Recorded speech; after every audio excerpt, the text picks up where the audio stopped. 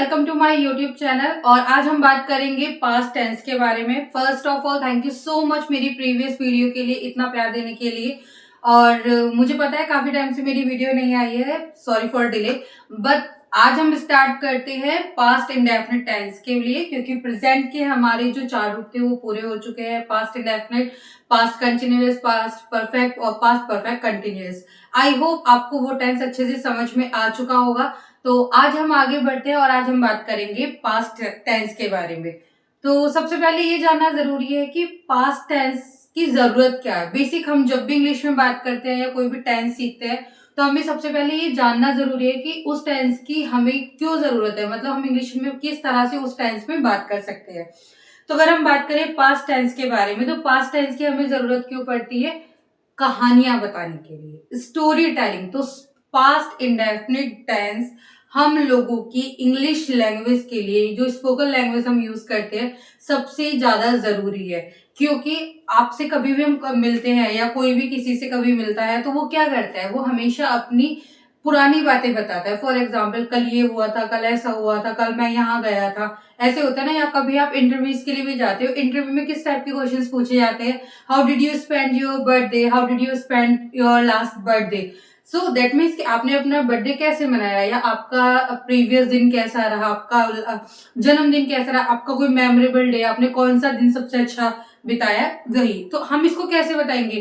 For example, हम किसी visit के बारे में बता रहे हैं, हम कहीं गए घूमने के लिए, तो मैं वहां गया था, मैंने वहां ये देखा, मैं उसके साथ मिला, इस तरह की बातचीत होती है ना।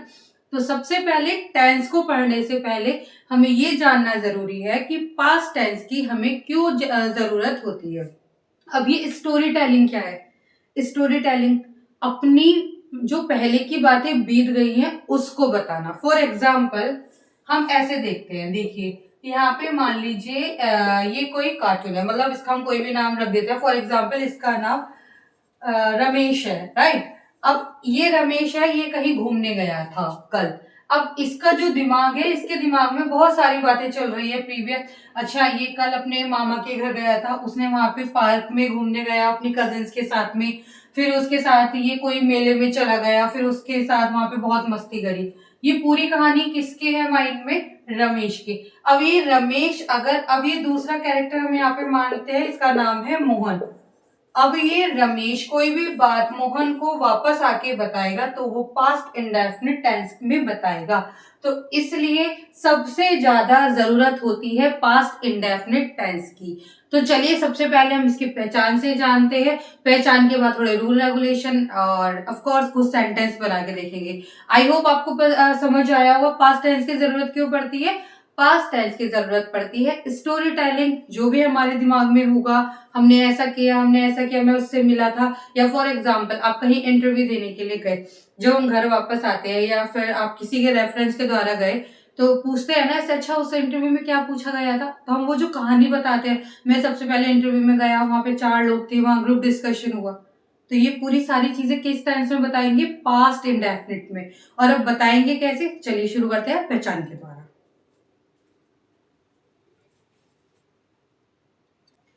देखिए, इसकी हिंदी में जो पहचान है, क्योंकि ये हिंदी मीडियम वाले के लिए भी वीडियो है और इंग्लिश मीडियम से भी बेसिक कॉन्सेप्ट क्लियर करना जरूरी है। तो हिंदी मीडियम के अकॉर्डिंग अगर हम जानेंगे तो वाक्य के अंत में क्या आएगा? ता था, ती थे, ते थे। और इसको बनाने के लिए फॉर एग्जाम्पल, मैं वहां जाया करता था। पर हम किसी चीज के लिए अगर हैबिचुअल होते हैं तो उस टेंस में हम यूज टू का भी यूज करते हैं और वर्ब की सेकंड फॉर्म का भी यूज करते हैं। तो ये हिंदी मीडियम के अकॉर्डिंग क्या पहचान होगी कि किसी भी वाक्य के अंत में आएगा ता था, ती थे या ते थे।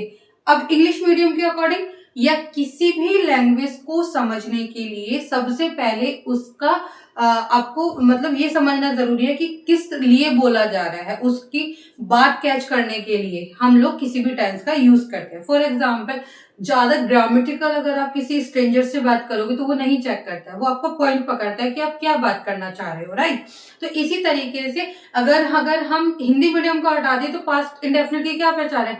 अच्छा, ये कोई प्रीवियस बात है, इसमें वर्ब की सेकंड फॉर्म आ रही है और कोई अपनी कहानी बता रहा है, तो ये कौन सी टेंस हो जाएगा? पास्ट। इसमें अब दिया, किया, लिया, ऐसे वाले सेंटेंसेस का भी यूज करते हैं। जैसे मैं, अगर हम हिंदी में बात करते हैं तो कैसे करते हैं, मैं मार्केट गया था, मैंने वहां से सब्जियां खरीदी, फिर वहां पे मुझे कुछ शॉप पसंद आई, फिर मैंने उसको सामान देख, फॉर एग्जाम्पल एक कहानी बनाई हमने ऐसे। अब इंग्लिश में बात करने के लिए हम क्या करेंगे, इसका रूल नंबर 1 देखते हैं।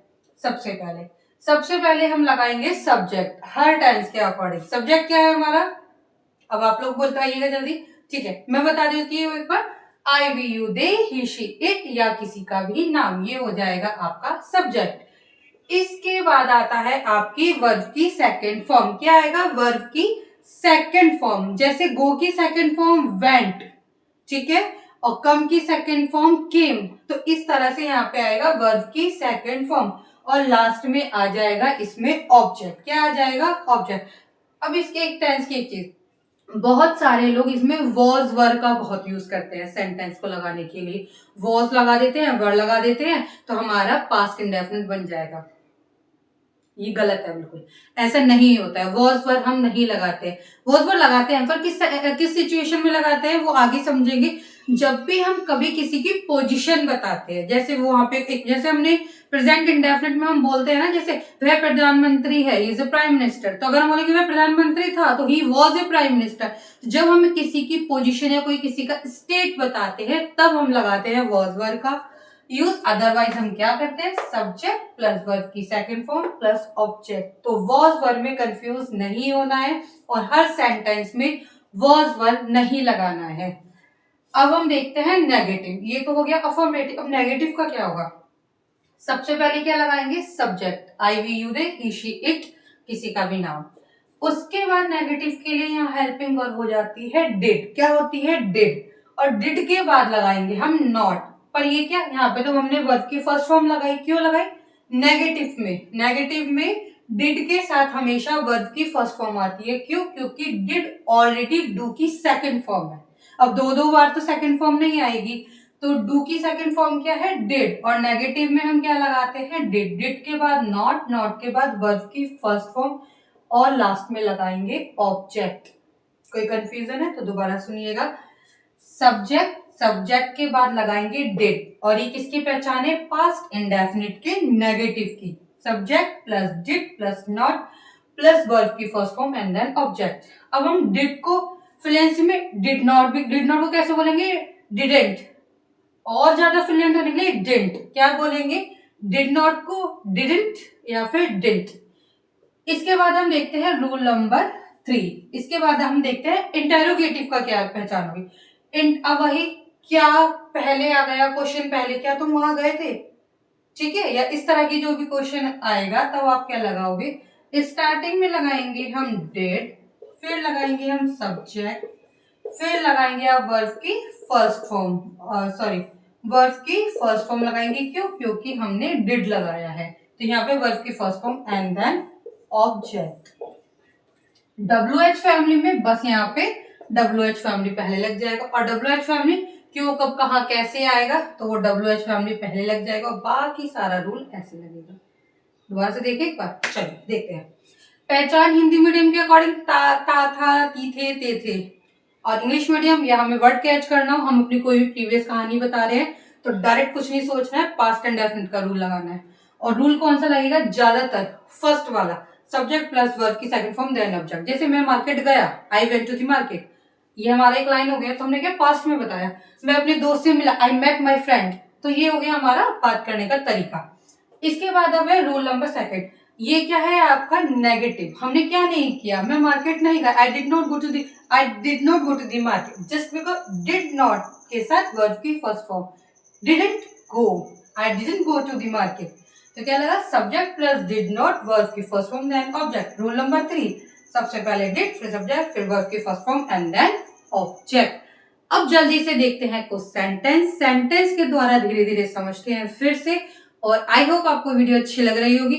जहां भी कंफ्यूजन आए प्लीज कमेंट कीजिएगा, जल्दी से और समझने की कोशिश कीजिएगा। आगे बढ़ते हैं हम कुछ सेंटेंस के द्वारा। बहुत छोटे छोटे सेंटेंसेस लिए हैं, पर वो सेंटेंसेस लिए हैं जो हम नॉर्मली आमतौर पर बातचीत में लेते हैं। मतलब हमें देखिए, वो बताइए, हम जब स्कूल में पढ़ते थे हमने भी पढ़ा है, राम स्कूल नहीं गया, हम नॉर्मली हम कब ऐसे बात करते हैं? हम हमेशा जब भी इंग्लिश सीखते हैं, हमें वो सेंटेंसेस पे प्रैक्टिस करनी है जो हम जर्नली बात करते हैं। क्या वह उसका दोस्त निकला, मतलब कुछ इस टाइप के सेंटेंसेस नहीं लेने हैं जो हमारी बोलचाल में यूज ही नहीं हो रहे हैं। हमें किन सेंटेंसेस पे वर्क करना है, किस सेंटेंस के द्वारा हमें इंग्लिश में बात करना सीखना है जो हम बातचीत में रियल में यूज करते हैं। कौन से हिंदी वाले सेंटेंस है? मैं कल अपने दोस्त से मिला, हम बोलते हैं ना, तुझे पता है कल क्या हुआ? कल मैं, फॉर एग्जाम्पल यहाँ दोस्त है, हम किसी फ्रेंड का नाम ले लेते हैं, तुझे पता है कल मैं रिया से मिली। ये एक सेंटेंस हो गया ना। या तुझे पता है कल हम लोग वहां गए थे। ये नॉर्मल सेंटेंसेस हैं जो हम डेली बोलचाल, मतलब डेली बोलते हैं या हमारी आमतौर की लैंग्वेज है। तो हमेशा सेंटेंस कैसे सीखने हैं? जो बोले जाते हैं। फेक वाले जिसका कोई यूज नहीं है, उन सेंटेंसेस को नहीं सीखो। जो बोलना ही है उसमें मेहनत करने की, वो आएगा भी नहीं समझ में। सीखते हैं। मैं कल अपने दोस्त से मिला, सब्जेक्ट क्या है आपका? आई। अब क्या है यहाँ पे? आप देखो वर्ब की सेकंड फॉर्म अब कौन सी होगी? मिला। ये क्या है आपकी? वर्ब। मिला, मिलने को बोलते हैं मीट, और मीट की सेकंड फॉर्म क्या होती है? मेट। आई मेट, किससे मिला? अपने दोस्त से। I met my. अब यहाँ पे से को आप विद भी लगा सकते हो, from I met with my friend भी लगा सकते हो, नहीं भी लगाओगे तो भी चलेगा। आई मेट माई फ्रेंड कब मिला? कल, यस्टरडे। अब आप सोचिए इसको बोल कैसे सकते हैं? तुझे पता है कल मैं अपनी दोस्त से मिला। Do you know I met my friend? कैसे बोलोगे? एक बार देखिए, जो भी बोल रहे हैं प्रैक्टिस कीजिए। एक बार इमेजिनेशन, हमेशा इंग्लिश सीखी जाती है इमेजिनेशन से।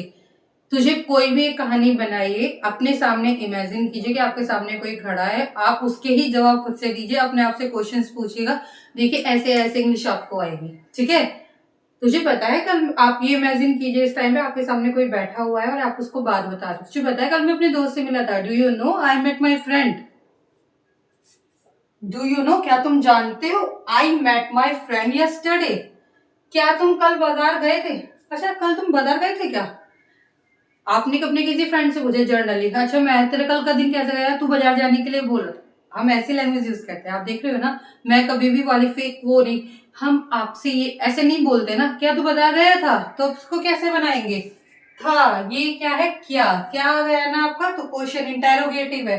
किससे शुरू करेंगे? डिड। डिड के बाद क्या लगाएंगे आप इसमें? अपना सब्जेक्ट। डिड के बाद क्या आएगा? Did you.